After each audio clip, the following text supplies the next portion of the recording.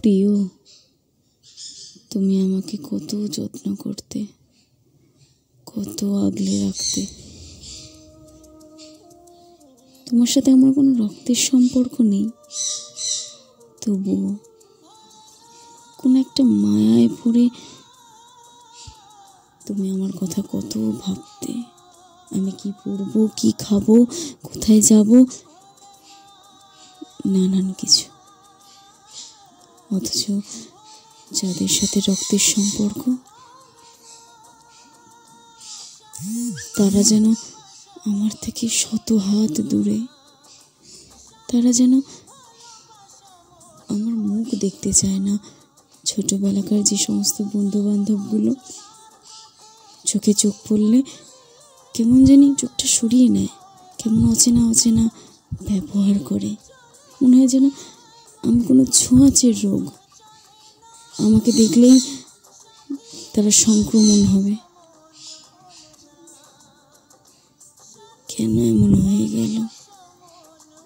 কেমন জানি সব উলট পালট হয়ে গেল। কেমন জানি সব বদলে গেল। আমি এখন ঘরের এক কোণায় পড়ে থাকি, জানো। কেউ জিজ্ঞাসাও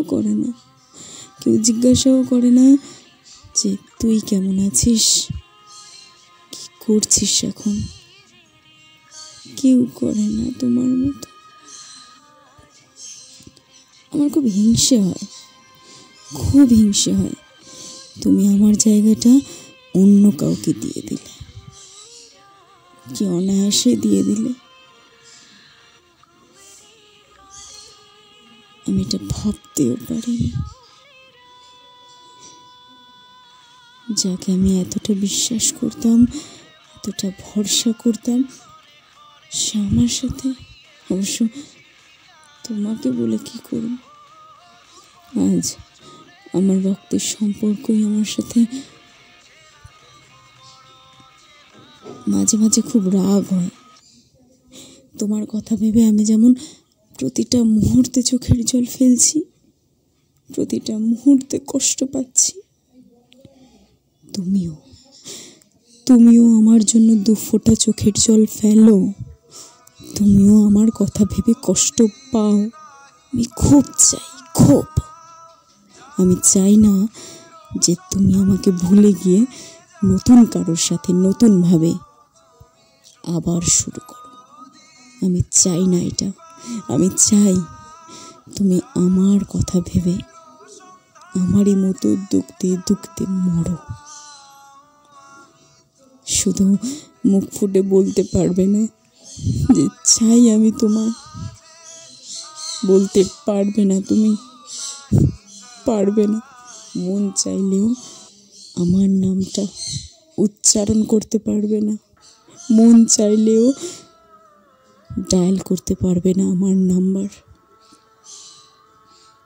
হৃদয়ে থাকলেও কখনো সে নাম্বার ফোনের স্ক্রিনে ফুটে উঠবে না। আমার ছবি দেখতে ইচ্ছে হলেও তুমি দেখতে পাবে না। আমাকে মেসেজ করতে চাইলে তোমার আঙুল পারবে না, তুমি পারবে না। আমারই মতো তুমি কষ্ট পাও প্রিয়। প্লিজ আমাকে ভুলে যেও না আমায়।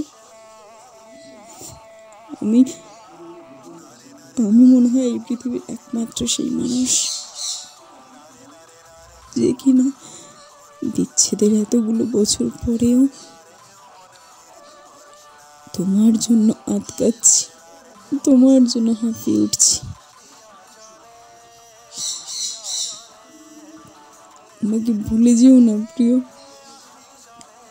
আমাকে একটু মনে রাখো, একটু কষ্ট পাও আমার জন্য। তুমি এটা অনুভব করো যে তুমি কি হারিয়েছো।